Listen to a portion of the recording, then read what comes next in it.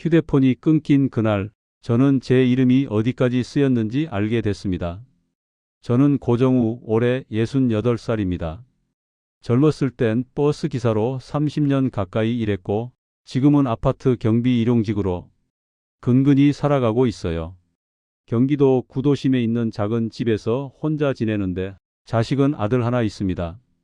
이름은 고도현, 올해 41살이에요. 결혼한 지 5년 됐고, 며느리 이름은 한서윤이라고 합니다. 그동안은 괜찮았어요. 아니, 괜찮다고 생각했죠. 아들이 바쁘니까, 며느리가 대신 챙겨주니까, 그렇게 믿고 살았거든요. 그런데 어느 순간부터였을까요? 뭔가 조금씩 달라지기 시작했어요. 처음엔 용돈이었습니다. 명절 때마다 며느리가 봉투에 넣어서 건네주곤 했거든요. 아버님, 이거 쓰세요. 환하게 웃으면서 주던 모습이 아직도 눈에 선해요. 처음엔 50만 원이었어요. 그 다음 명절엔 40만 원, 그 다음엔 30만 원. 한 번은 10만 원이었고, 그러다 어느 순간부터는 아예 용돈이 없어졌어요. 대신 식사 대접으로 바뀌더라고요. 아버님, 요즘은 외식으로 모시는 게 나을 것 같아요. 그렇게 말하면서 처음엔 소고기 집에 데려가 주더라고요. 근데 몇 달 지나니까 삼겹살집으로 바뀌었어요. 삼겹살도 좋죠. 또 몇 달 지나니까 감자탕집이 되더라고요. 감자탕도 맛있으니까 괜찮았어요. 그런데 어느 순간부터는 칼국수집으로 바뀌었어요. 칼국수도 나쁘진 않은데 뭔가 점점 격이 낮아지는 느낌이 들었거든요. 그러다 몇 달 전부터는 아예 밥 먹는 것도 사라지고 그냥 카페에서 커피 한 잔하고 헤어지더라고요. 아버님, 요즘 물가가 어마무시해요. 집에서 해 먹는 것도 은근 돈 들거든요. 며느리가 웃으면서 그렇게 말했어요. 그래서 저도 웃으면서 그래, 그래, 알았어, 했습니다. 속으론 서운했지만요. 그래도 참았어요. 그날이 제 생일이었거든요. 70 가까운 나이에 용돈을 바라는 것도 우스운 일이지만 그래도 내 생일인데 그런 생각이 들었지만 내색하지 않았습니다. 뭐 어려우면 어려운 대로 사는 거지. 부모가 뭘 더 바라겠어요. 며느리가 웃으면서 그렇게 말했어요. 그래서 저도 웃으면서 그래, 그래, 알았어, 했습니다. 속으론 서운했지만요. 뭐 어려우면 어려운 대로 사는 거지. 부모가 뭘 더 바라겠어요. 그런데 이상한 건 그때부터였습니다. 제 휴대폰이 자꾸 끊기기 시작한 거예요. 데이터가 안 터지는 거죠. 처음엔 왜 이러지? 했어요. 껐다 켰다 해봤지만 소용없었고 그냥 와이파이 있는 데서만 쓰면 되지 뭐. 그렇게 넘어갔습니다. 그런데 한 달에 두세 번씩 그러니까 짜증이 나더라고요. 요즘은 뭘 해도 휴대폰이 있어야 하잖아요. 경비 일 나가서도 연락받아야 하고 버스 시간 확인할 때도 필요하고 그래서 결국 대리점에 가기로 했어요. 집 근처 휴대폰 대리점이 하나 있거든요. 들어가니까 젊은 직원이 앉아 있었어요. 어르신, 어떻게 오셨어요? 아, 자꾸 데이터가 안 터져서요. 한번 봐주세요. 직원이 제 휴대폰을 받아들고 이것저것 눌러보더니 컴퓨터로 뭔가 확인했어요. 그러다가 갑자기 고개를 갸우뚱하는 거예요. 어르신, 혹시 회선 2개 쓰세요? 네? 무슨 소리예요? 아니, 어르신 명의로 회선이 2개 잡혀 있는데요. 그 말에 저는 멍했어요. 2개요? 저 이거 하나만 쓰는데요. 직원이 모니터를 돌려서 보여주더라고요. 거기 제 이름이 2번 찍혀 있었어요. 하나는 제가 쓰는 번호, 또 하나는 본 적도 없는 번호. 이거 언제 개통한 건데요? 8개월 전이요. 작년 6월이네요. 8개월 전? 저는 그때 아무것도 개통한 적 없어요. 저 이거 모르는데요. 누가 잘못 등록한 거 아니에요? 직원이 다시 확인하더니 말했어요. 아니요, 분명히 어르신 명의로 돼 있어요. 여기서 일단 한번 충격이 왔어요. 제가 모르는 회선이 제 이름으로 돌아가고 있다니. 그런데 진짜 충격은 그 다음이었어요. 그리고 자동이체 계좌도 등록돼 있고요. 자동이체요? 네, 매달 요금이 이 계좌에서 빠져나가게 돼 있어요. 직원이 화면을 가리키며 계좌번호를 보여줬어요. 그 순간 제 눈이 휘둥그레졌습니다. 그 계좌번호를 저는 알고 있었거든요. 며느리 계좌였어요. 며느리가 예전에 알려줬던 바로 그 계좌. 그때 환하게 웃던 얼굴이 떠올랐어요. 그 계좌로 제 이름이 빠져나가고 있었다니. 머릿속이 하얘졌어요. 이 계좌 맞으세요? 직원이 물었지만 저는 대답을 못했어요. 입이 떨어지지 않았거든요. 왜 제 명의로 된 회선 요금이 며느리 계좌에서 나가는 거죠? 어르신? 아, 네. 잠깐만요. 저는 핸드폰을 꺼내서 며느리한테 전화하려다가 멈췄어요. 뭐라고 물어야 할지 모르겠더라고요. 이게 뭐야? 내 명의로 회선을 왜 만들었어? 이렇게 따져 물을 수도 없고, 혹시 제가 잘못 본 건가 싶기도 했고요. 아니면 며느리가 급한 일이 있어서 잠깐 썼을 수도 있잖아요. 그렇게 생각하니까 입이 안 떨어지더라고요. 어르신, 이 회선 어떻게 하시겠어요? 연체도 좀 있는데요. 연체요? 네, 지난달이랑 이번 달 요금이 안 빠져나갔어요. 그래서 어르신 회선도 같이 정지된 거예요. 그러니까 제 휴대폰이 끊긴 이유가 그거였던 거예요. 제가 쓰는 회선이 아니라 제 명의로 만들어진 다른 회선이 연체돼서 머리가 복잡했어요. 일단 이 회선 요금 내역이랑 통화 기록 좀 뽑아 주실 수 있어요? 네, 가능합니다. 잠시만요. 직원이 프린터로 서류를 뽑아줬어요. A사 용지 서너 장이 나왔는데 거기 통화 내역이랑 결제 내역이 빼곡하게 찍혀 있었어요. 제가 본 적도 없는 번호들이 줄줄이 나열돼 있었죠. 그 중에서도 특정 번호 하나가 유독 많이 보였어요. 새벽 시간대에도 있고 월말쯤에도 집중돼 있고 번호 앞자리를 보니 2도 아니고 10도 아니고 이상한 지역 번호더라고요. 인터넷에서 사기 전화로 많이 본 그런 유형 같았어요. 뭔가 심상치 않았어요. 이거 소액 결제 내역도 있네요. 직원이 화면을 가리키며 말했어요. 소액 결제요? 네, 매달 50만 원에서 70만 원 정도씩 결제되고 있어요. 뭘 결제한 건데요?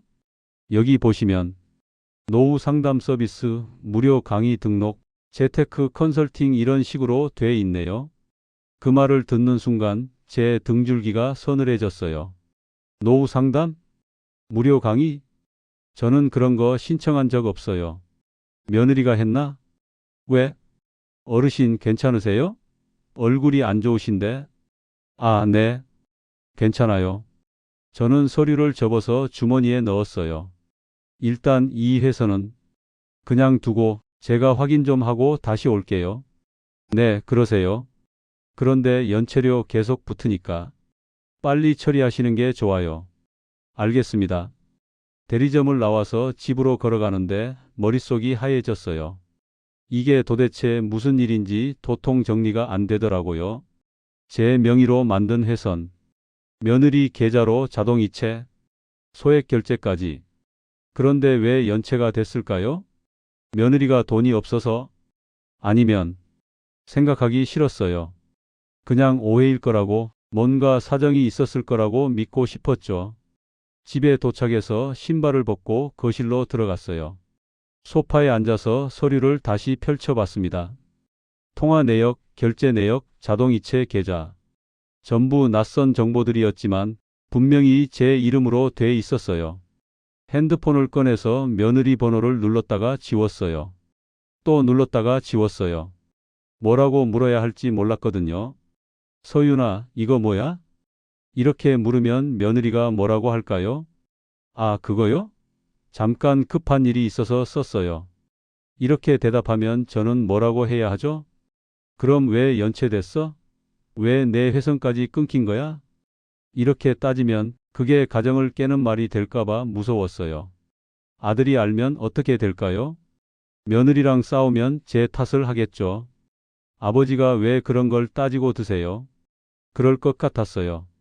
저는 서류를 다시 접어서 서랍에 넣었어요. 일단 증거부터 모아야겠다고 생각했습니다. 감정적으로 따지면 안 돼요. 확실한 걸 알아야 해요. 그래야 나중에 말할 때도 떳떳하게 말할 수 있으니까요. 그날 밤 잠이 안 왔어요. 천장을 보면서 계속 생각했죠. 왜 며느리가 내 명의로 회선을 만들었을까? 왜 소액 결제를 했을까? 노후 상담이라는 게 대체 뭘까? 궁금한 건 많은데 물어볼 사람은 없었어요. 아들한테는 말할 수 없고 며느리한테 직접 물으면 숨길 것 같고. 그러다 문득 생각났어요. 동네에 친한 사람이 하나 있긴 했어요. 박진호라고. 저보다 한참 어리지만 가끔 동네 카페에서 만나 수다 떨던 사이였거든요. 그 사람이 전업투자로 사는데 돈 문제는 그 사람한테 물어보면 다 안다고들 하더라고요. 진호 씨한테 한번 물어볼까? 그 생각이 들었지만 바로 연락하진 못했어요. 남한테 우리 집안일을 말하는 게 쉽지 않았거든요. 그래도 혼자 풀 수는 없을 것 같았어요. 다음 날 아침 경비일 나가기 전에 대리점에서 뽑아온 서류를 다시 펼쳤어요. 통화 내역을 자세히 보니까 특정 번호가 정말 많이 보이더라고요. 한 달에 10번 이상. 그것도 새벽 2시, 3시 이런 시간대에도 있고 월말쯤에는 하루에 두세 번씩 걸려온 적도 있었어요. 이게 보통 일은 아닌 것 같았어요. 소액 결제 내역도 다시 봤습니다. 노후 상담 서비스 6만 8천 원, 무료 강의 등록비 8만 5천 원, 재테크 컨설팅 12만 원. 무료라면서 왜 돈을 받는 거죠? 이상했어요. 아니, 이상한 정도가 아니라 화가 났어요. 무료 강의라고 해놓고 8만 원이 넘는 돈을 받다니. 이게 말이 되나 싶었죠. 뭔가 잘못된 게 분명했어요. 그날 일 끝나고 저는 박진호 씨한테 연락하기로 마음먹었어요. 망설이다가도 이 문제를 혼자 풀 수는 없겠더라고요. 다음 날 저녁 박진호 씨한테 연락했습니다. 진호 씨, 혹시 시간 좀 있어요? 물어보고 싶은 게 있어서요. 아, 정우 형님. 무슨 일이세요? 전화로 말하긴 좀 그렇고 직접 만나서 얘기할 수 있을까요? 그러세요? 그럼 동네 카페에서 볼까요? 30분 뒤 저는 카페에 앉아 있었어요. 박진호 씨가 들어오더니 저를 보고 손을 흔들었어요.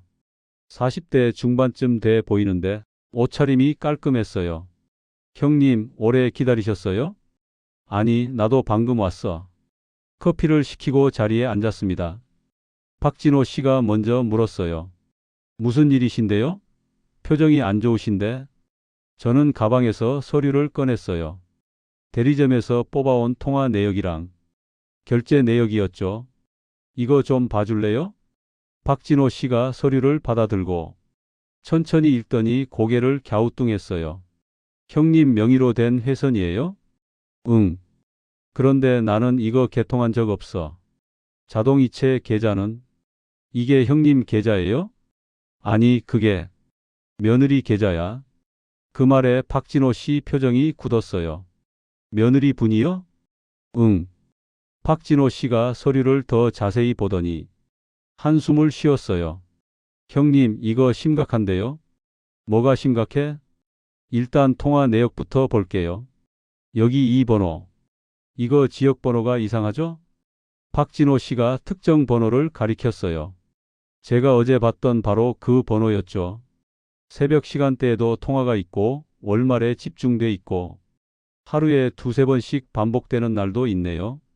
이거 전형적인 사채 독촉 패턴이에요. 사채요? 네.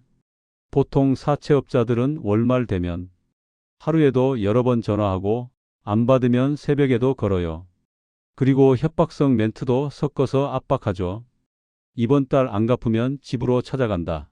가족한테 알린다. 이런 식으로요. 그 말을 듣는 순간 소름이 돋았어요. 며느리가 그런 전화를 받고 있었던 거예요. 제 명의로. 네. 그리고 이 소액 결제 내역 보세요. 박진호 씨가 결제 내역 부분을 펼쳤어요. 노후 상담 서비스, 무료 강의 등록, 재테크 컨설팅.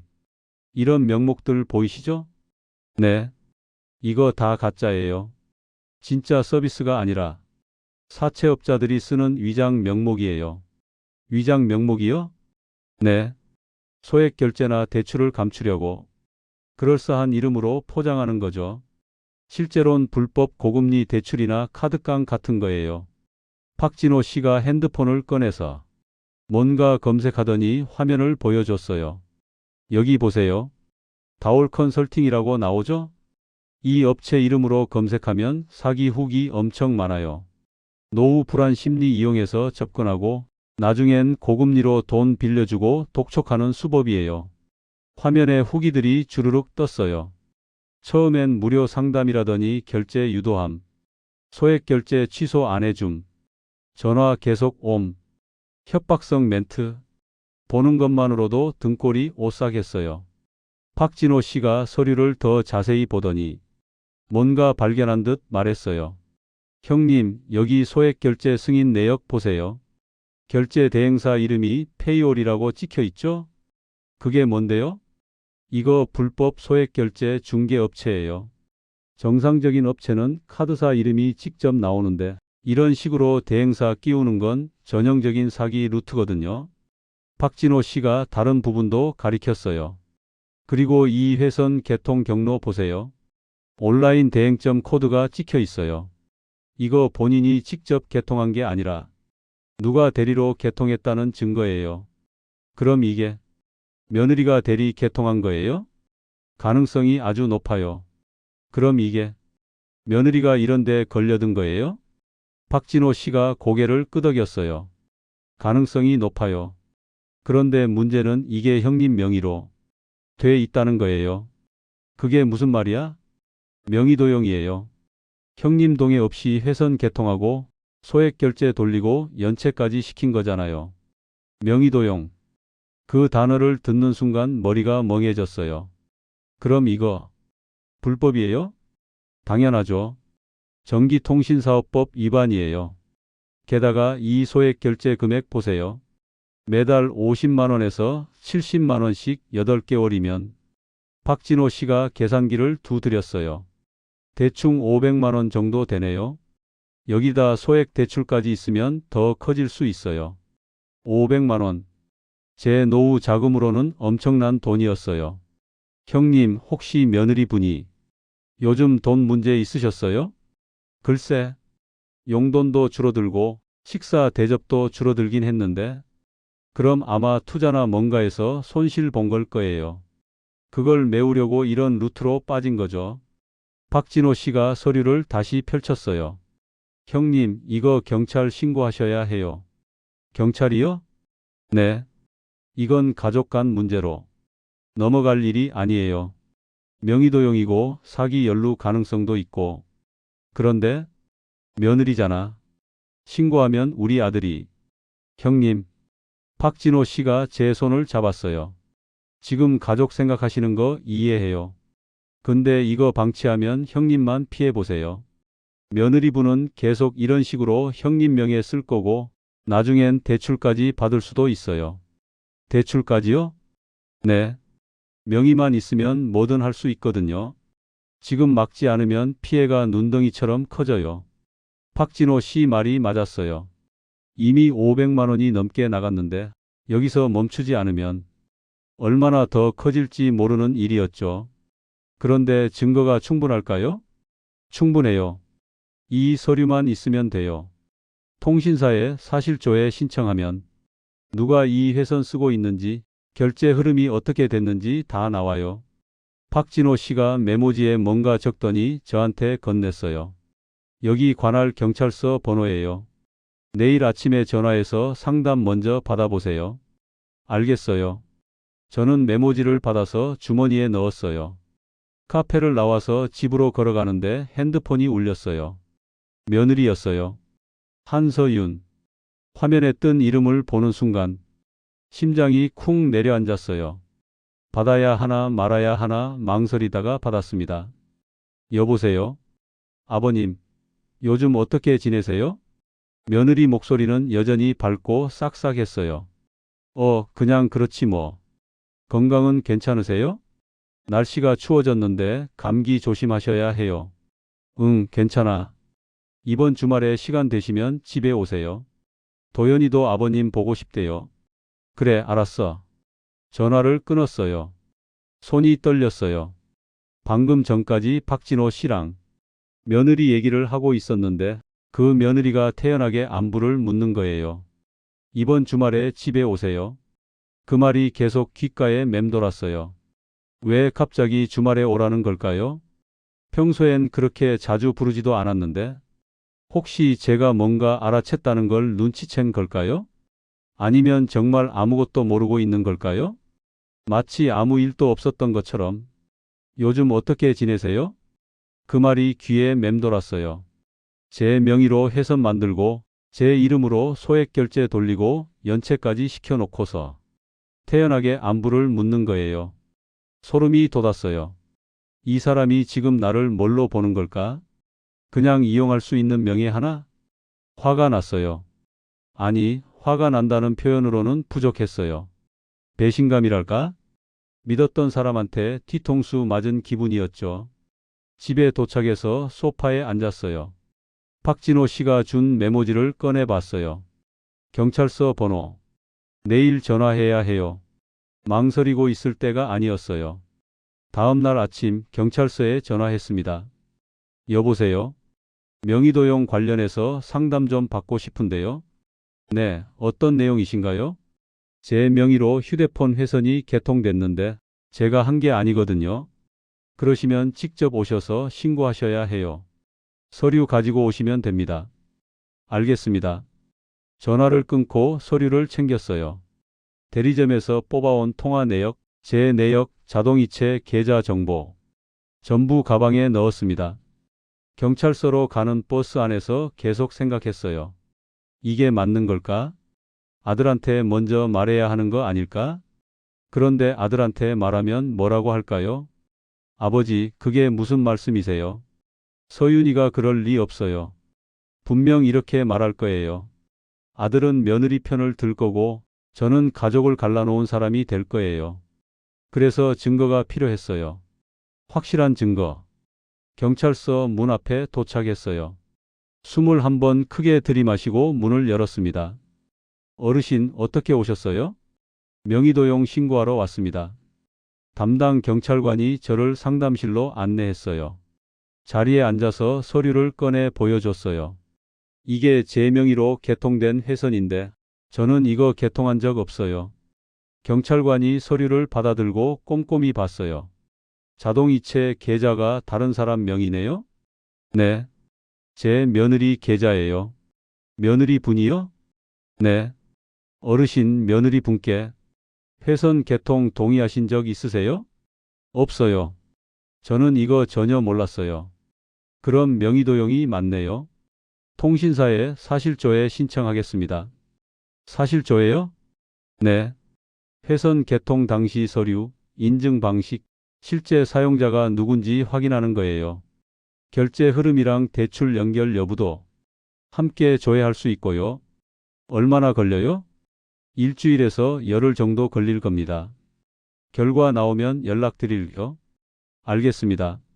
어르신, 그동안 며느리 분이랑 접촉은 최대한 피하시는 게 좋아요. 증거 인멸 우려가 있으니까요. 네, 조심하겠습니다. 경찰관이 고개를 끄덕이며 뭔가 적더니 물었어요. 경찰관이 신고 접수증을 건넸어요. 어르신, 이거 가족 간 문제라서 힘드시겠지만 증거 확보되면 법적 조치 가능합니다. 네, 알겠습니다. 경찰서를 나왔어요. 신고 접수증을 손에 쥐고 한참을 서 있었어요. 이제 돌아갈 수 없는 강을 건넌 기분이었어요. 며느리는 아직 모를 거예요. 제가 경찰에 신고했다는 걸? 아들도 모르겠죠. 이제 일주일만 기다리면 돼요. 사실조회 결과가 나오면 모든 게 명확해질 거예요. 그때 가서 아들한테 말할 거예요. 증거를 들이밀면서 집으로 돌아오는 길에 며느리한테 문자가 왔어요. 아버님, 이번 주말에 꼭 오세요. 도연이가 아버님 보고 싶대요. 문자를 보는 순간 웃음이 나왔어요. 쓴 웃음이었죠. 지금 이 순간에도 며느리는 아무것도 모르고 있어요. 제가 뭘 알고 있는지, 제가 뭘 했는지. 조금만 기다려. 진실은 곧 드러날 테니까. 속으로 중얼거리며 문자를 지웠어요. 답장은 하지 않았습니다. 며느리한테서 또 문자가 왔어요. 아버님, 이번 주말 꼭 오세요.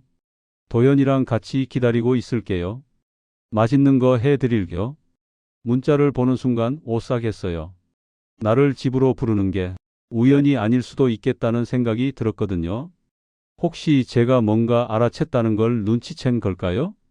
아니면 정말 아무것도 모르고 있는 걸까요? 답장은 하지 않았습니다. 이제 일주일만 기다리면 돼요. 사실조의 결과가 나오면 모든 게 명확해질 거예요. 그때까지 저는 참을 거예요. 며느리가 태연하게 웃으면 저도 웃어줄 거예요. 하지만 증거가 나오는 순간 더 이상은 참지 않을 겁니다. 그 일주일이 제 평생 가장 길었습니다. 일주일 동안 저는 아무것도 하지 못했어요. 경비 일을 나가도 집중이 안 됐고 밥을 먹어도 맛이 없었어요. 며느리한테서 문자가 한 번 더 왔어요. 아버님, 드시고 싶은 거 없으세요? 평소처럼 싹싹한 문자였어요. 마치 아무 일도 없는 것처럼요. 답장은 하지 않았습니다. 그렇게 8일이 지났을 때 경찰서에서 연락이 왔어요. 어르신, 사실조회 결과 나왔습니다. 오셔서 확인하시겠어요? 네, 지금 바로 갈게요. 가방을 챙겨서 경찰서로 향했어요. 가는 내내 가슴이 두근거렸어요. 드디어 확실한 증거가 나온 거예요. 경찰서에 도착해서 상담실로 들어갔습니다. 담당 경찰관이 서류 몇 장을 펼쳐놓고 있었어요. 어르신 앉으세요. 자리에 앉자 경찰관이 서류를 하나씩 보여주기 시작했어요. 먼저 이 회선 개통 경로부터 보시죠. 서류에는 온라인 대행점 코드가 찍혀 있었어요. 이 회선은 온라인으로 개통됐는데 본인 확인 절차가 대리 인증으로 처리됐습니다. 대리 인증이요? 네. 명의자 본인이 아니라 다른 사람이 신분증 사본이랑 인증 절차를 대신한 거예요. 그럼 누가 한 거예요? 경찰관이 다른 서류를 꺼냈어요. 개통 당시 등록된 연락처가 며느리분 번호예요. 그리고 개통 절차 중에 본인 확인 이메일도 며느리분 이메일 주소로 발송됐고요. 경찰관이 또 다른 서류를 펼쳤어요. 여기 보시면 신분증 사본 제출 기록이 있는데 제출 IP 주소가 며느리분 집 인터넷 회선으로 확인됩니다. 이 회선을 실제로 개통하고 사용한 사람은 며느리분이 맞습니다. 저는 서류를 내려다봤어요. 제 이름으로 개통된 회선을 며느리가 쓴 거예요. 제 동의도 없이. 그럼 소액 결제는요? 소액 결제 내역도 확인했습니다. 경찰관이 또 다른 서류를 펼쳤어요. 총 8개월 동안 매달 50만 원에서 70만 원씩 결제됐고 총액은 약 500만 원입니다. 500만 원. 그리고 이 결제 금액이 어디로 갔는지도 추적했습니다. 경찰관이 화면을 돌려서 보여줬어요. 며느리분 명의로 된 소액 대출 3건이 있어요. 1차 대출 200만 원, 2차 대출 300만 원, 3차 대출 250만 원, 총 750만 원입니다. 750만 원. 소액 결제로 받은 돈이 이 대출 상환에 쓰였어요. 그런데 상환이 제때 안 되니까 연체가 쌓이고 그게 또 이자로 불어나고 경찰관이 한숨을 쉬었어요. 소액 결제 500만 원, 대출 750만 원, 여기다 연체이자랑 수수료 합치면 총 피해액이 약 1,400만 원 정도 됩니다. 1,400만 원. 제가 평생 모은 돈도 그만큼 안 돼요. 이 사기업체 다올 컨설팅도 함께 조사했는데 불법 대출 알선 및 고금리 대출 혐의로 이미 수사 중입니다. 그럼 이 사람들도 잡힐 건가요? 네, 조직 일부는 이미 검거했고요. 담당자들도 곧 처벌받을 겁니다. 경찰관이 서류를 정리하며 말했어요.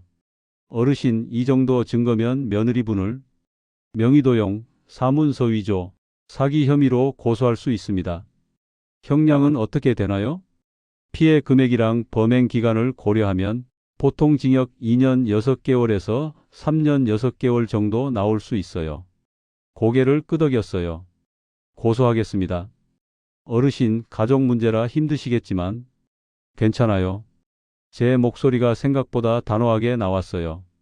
이건 가족 문제가 아니라 범죄예요. 제 이름을 도둑질한 거잖아요. 경찰관이 고개를 끄덕이며 고소장 양식을 꺼냈어요. 그럼 작성하시죠. 고소장을 쓰는 동안 손이 떨렸어요. 며느리 이름을 쓰는 게 이렇게 힘들 줄 몰랐거든요. 한서윤. 5년 전 결혼식 날 환하게 웃으면서 아버님 잘 부탁드려요 라고 하던 그 얼굴이 떠올랐어요. 그때 그 말이 진심이었을까요? 아니면 그때부터 이미 계산이 있었던 걸까요? 고소장을 다 쓰고 경찰관한테 건넸습니다. 접수하겠습니다. 며느리 분한테 출석 요구 나갈 거고 조사 진행할 예정입니다. 알겠습니다. 경찰서를 나왔어요. 이제 며느리한테 직접 말해야 해요. 아들 앞에서. 다음 날 저녁 아들 집 앞에 섰습니다. 초인종을 누르자 며느리 목소리가 들렸어요. 아버님, 오셨어요? 잠깐만요. 문이 열리고 며느리가 환하게 웃으며 나왔어요. 아버님, 어서 오세요. 오랜만이에요. 응. 도현아, 아버님 오셨어. 아들이 안에서 나왔어요. 아버지, 어서 오세요. 거실로 들어갔어요. 테이블에 음식이 차려져 있었어요. 칼국수였어요. 아버님, 앉으세요. 칼국수 준비했어요. 며느리가 웃으면서 말했어요. 저는 자리에 앉으면서 식탁 아래를 보게 됐어요. 배달 봉투가 구겨져 있더라고요. 플라스틱 용기도 보였고요. 예전엔 직접 끓여서 내오던 사람이 이젠 배달시킨 음식을 그릇에 담아서 내놓는 거였어요. 칼국수 한 그릇을 보니 쓴웃음이 나왔어요.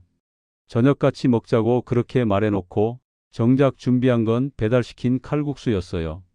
예전엔 소고기 구워주고 삼겹살 구워주던 사람이 이젠 이것도 성의가 없더라고요. 아들도 맞은편에 앉았고요. 아버지 식사하시죠. 아니 먹기 전에 할 얘기가 있어. 아들이 고개를 갸우뚱했어요. 무슨 얘기요? 저는 가방에서 서류 하나를 꺼냈어요. 이거 좀 봐라. 첫 번째 서류를 테이블 위에 펼쳤어요. 통화 내역이었어요. 며느리 얼굴이 살짝 굳었어요. 이게 뭐예요? 내 명의로 내가 모르는 회신이 하나 더 있더라. 8개월 전에 개통됐다는데 나는 개통한 적이 없거든. 며느리가 서류를 내려다 봤어요. 네? 그게 무슨? 아버님이 개통 안 하셨는데요? 그래. 나는 모르는 일이야. 이상하네요. 어떻게 된 일이지? 며느리가 고개를 갸우뚱했어요. 진짜 모르는 사람처럼 말이에요. 저는 다른 서류를 꺼냈어요. 자동이체 계좌 내역이었어요. 그런데 말이야, 이 회선 요금이 어디서 빠져나가는지 아니? 글쎄요. 잘 모르겠는데요. 여기 계좌번호 봐. 저는 서류를 가리켰어요. 이거 너 계좌번호 아니야? 며느리 얼굴이 하얗게 질렸어요. 이 계좌번호 너 거 맞지? 4명의 회선 요금이 너 계좌에서 나가고 있는데 이걸 몰랐다고? 저는 다른 서류를 꺼냈어요. 자동이체 계좌 내역이었어요. 며느리 얼굴이 하얗게 질렸어요. 도현아, 이게 무슨 일이야? 아들이 서류를 집어들고 보더니 눈이 커졌어요. 서윤아, 이게 뭐야? 도현아, 나는 그냥 잠깐. 며느리 목소리가 떨렸어요. 저는 세 번째 서류를 꺼냈어요. 소액결제 내역이었어요. 소액결제 많이도 했더만 매달 50만 원에서 70만 원씩 8개월 동안. 며느리가 입술을 깨물었어요. 이게 어디 쓰인 건지 알아? 며느리가 고개를 숙였어요. 다올 컨설팅이라는 유명한 사기업체더라. 며느리 어깨가 떨렸어요. 아들이 벌떡 일어났어요. 사기업체? 서윤아, 대체 무슨 짓을 한 거야? 도현아, 미안해. 며느리가 고개를 숙인 채 말했어요. 무료 상담이라고 해서. 노후 준비 도와준다고 해서. 저는 정말 몰랐어요. 몰랐다고? 제 목소리가 높아졌어요. 몰랐으면 왜 내 명의를 썼어? 왜 내 동의도 없이 회선을 만들었어? 며느리가 대답하지 못했어요. 저는 네 번째 서류를 꺼냈어요. 경찰 사실조의 결과였어요. 경찰에서도 확인했어. 이 회선 개통할 때 등록된 연락처, 이메일, IP 주소. 전부 너를 가리키고 있어. 며느리 얼굴이 완전히 하얗게 변했어요. 그리고 이거. 저는 대출 서류를 펼쳤어요. 소액 대출 3건. 총 750만 원. 이것도 모른다고 할 거야? 며느리가 울먹이기 시작했어요. 아버님, 저는 투자를 했는데 패했어요. 투자? 아들이 소리쳤어요. 무슨 투자를 했다는 거야? 주식이랑 코인. 조금 했는데 다 잃었어. 얼마나 잃었는데? 며느리가 대답하지 못했어요. 제가 대신 말했어요. 소액 결제 500만 원, 대출 750만 원, 연체이자랑 수수료 합쳐서 총 1,400만 원이야. 1,400만 원? 아들이 주저앉았어요. 그걸 아버지 명의로? 며느리가 울기 시작했어요. 미안해요. 정말 미안해요. 저는 그냥 메우려고 했던 건데 도현이한테 말할 수가 없었어요. 메우려고? 제 목소리가 차갑게 식었어요. 메우려고 내 이름을 도둑질했어? 내 명의로 빚을 만들고 빚도 제때 못 갚아서 내 신용 등급을 바닥을 만들어? 며느리가 고개를 숙인 채 흐느꼈어요. 저는 마지막 서류를 꺼냈어요. 고소장 접수증이었어요. 며느리가 그걸 보는 순간 고개를 번쩍 들었어요. 아버님, 이게 나 가만히 있지 않을 거야. 경찰서에서 조만간 연락할 거야. 며느리가 완전히 무너졌어요. 아들이 머리를 감싸 쥐었어요. 하, 이게 진짜야? 이게 진짜 일이야? 아버님, 제발 한 번만 용서해 주세요. 용서? 저는 냉정하게 말했어요. 8개월 동안 내 명에 쓰면서는 왜 용서를 구하지 않았어? 며느리가 아무 말도 못했어요. 아들이 며느리를 똑바로 쳐다봤어요. 서윤아, 이게 정말이야? 며느리가 고개를 끄덕였어요. 아들 눈에서 눈물이 흘러내렸어요. 아버지한테 이런 짓을 어떻게? 며느리가 아들 손을 잡으려 했지만 아들이 뿌리쳤어요. 손대지 마. 그 순간 며느리가 무너졌어요. 도현아, 미안해. 정말 미안해. 아들이 저를 돌아봤어요. 아버지, 죄송합니다. 내가 왜 미안해? 제가 제대로 챙기지 못해서 아내가 이런 짓을 하게 만들었어요. 도현아, 저는 아들 어깨에 손을 얹었어요. 이건 내 잘못이 아니야. 선택은 서윤이가 한 거야. 아들이 고개를 숙였어요. 아버지는 어떻게 하실 거예요? 이미 말했잖아. 고소했어. 며느리가 바닥에 주저앉으며 울었어요. 제발, 한 번만 용서해 주세요. 저는 며느리를 내려다봤어요. 서윤아, 네, 용서는 해줄 수 있어. 언젠가는. 며느리가 고개를 들었어요. 하지만 처벌은 받아야 해. 그게 너가 한 일에 대한 책임이야. 며느리 얼굴에서 희망이 사라졌어요. 아들이 물었어요. 아버지, 저는 어떻게 해야 하죠? 도현아, 저는 아들을 똑바로 봤어요. 넌 선택해야 해. 아내 편을 들 거야. 아니면 옳은 일을 할 거야. 아들이 한참을 망설이더니 입을 열었어요. 아버지, 응, 저 아버지 편에 설게요. 며느리가 소리쳤어요. 도현아, 미안해, 서윤아.